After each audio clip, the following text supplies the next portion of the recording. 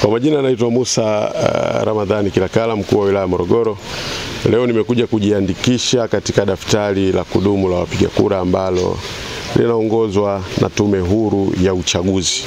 Wote tunafahamu nchi yetu ni ya kidemokrasia na viongozi wake wanapatikana kwa demokrasia.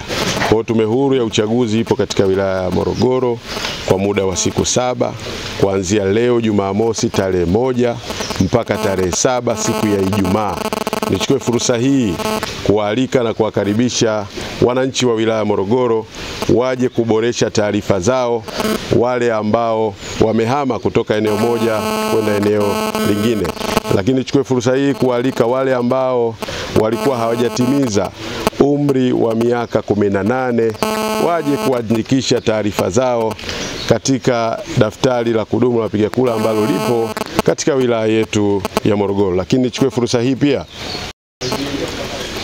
watu waje kuboresha taarifa zao, wale waliohama katika daftari la kudumu la wapiga kura, ili wapate fursa ya msingi ya kupiga kura mwezi Oktoba.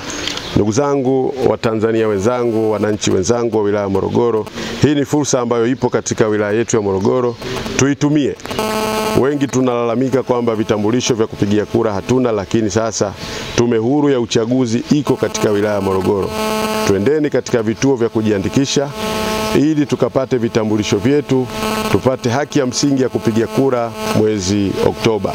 Vituo ambavyo vimeainishwa na Tume Huru ya Uchaguzi ni vile ambavyo vingi vilitumika katika uchaguzi wa serikali ya mtaa, vijiji na vitongoji.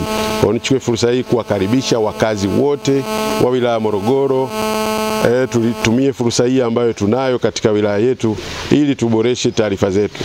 Mimi kama mkuu wa wilaya ya Morogoro tayari nishaboresha taarifa zangu na tayari nimeshahakiki na tayari nishakabidhiwa kitambulisho kwa ajili ya kushiriki uchaguzi mkuu Oktoba mwaka 2025.